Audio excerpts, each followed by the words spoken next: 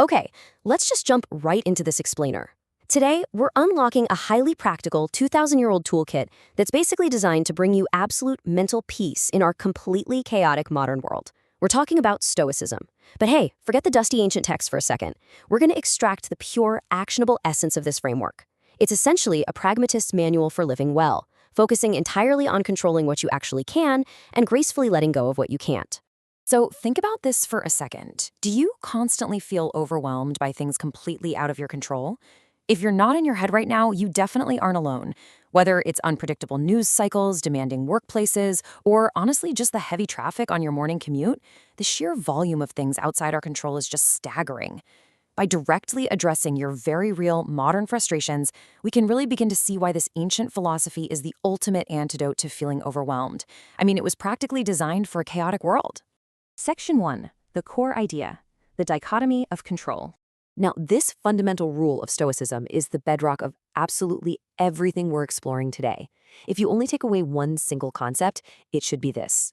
The Stoics believed we have to ruthlessly divide the world into two distinct buckets. On one side, you have what you actually control, your thoughts, your own judgments, and your personal actions. That's literally it. On the other side is everything else. Other people's behavior, random events, ultimate outcomes, your reputation, and yes, even your health and wealth. Focusing your energy solely on your own mind while letting go of external outcomes is what protects your inner peace. If something falls into that second bucket, you just can't let it disturb your peace. Section 2. The 3 disciplines, processing the world like a Stoic.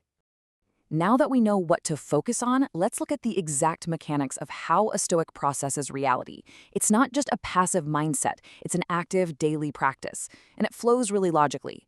First, you have to fix your perception. An event is just an event, right? You have to see things clearly without adding all that extra emotional drama. The story you tell yourself is actually what creates most of your suffering. Second is action. You act according to reason and virtue, meaning wisdom, courage, justice, and self-discipline. You do what's right, and then you completely let the results go, because remember, results are in that second bucket, outside your control. And finally, all of this culminates in the discipline of will, the willful acceptance of whatever happens after you've done your absolute best. That final discipline of will brings us to this incredibly beautiful concept called amor fati. It translates to the love of fate. It's the practice of accepting whatever happens after you've done everything in your power. This specific mindset shift totally transforms how you experience setbacks by turning your natural resistance into profound acceptance. You aren't just putting up with your fate, you're actively embracing it because you realize it's exactly what was meant to happen. Section 3. Wisdom from the Masters. Timeless advice from diverse lives. To prove how universally effective this framework is, we should look at the incredible figures who actually lived it out. The founders of Stoicism weren't just guys sitting around at ivory towers. They were people actively engaged in the brutal realities of ancient life. Take Epictetus, who famously said, "It's not what happens to you, but how you react to it that matters." It's incredibly powerful to realize he formed this unshakable philosophy while enduring life as a former slave. He literally had zero control over his physical body, his location, or his basic freedoms. Yet, he realized that true freedom is internal. He recognized that no matter what happened to his physical self, his reaction was always his own to command. On the complete opposite end of the spectrum, we have Marcus Aurelius, a Roman emperor. This guy possessed near absolute worldly power. He commanded armies, ruled a massive empire, and had unfathomable wealth.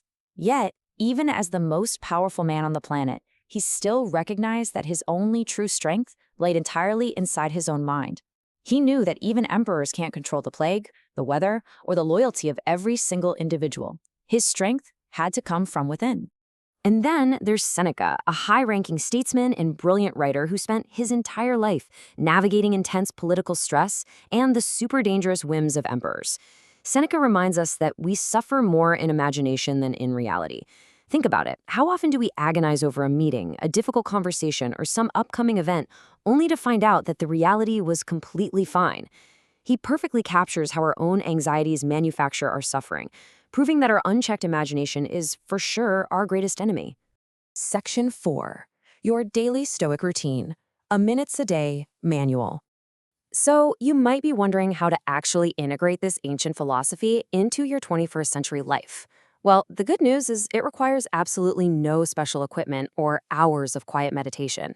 This isn't just an abstract theory, it's a practical journey you can execute in under 5 minutes a day.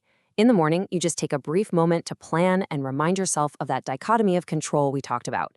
During the day, you use a simple mental trigger. When you get upset, just pause. Ask yourself, is this in my control? If the answer is no, release it. And finally, in the evening, you do a quick review of your day. Note what went well and what you can improve.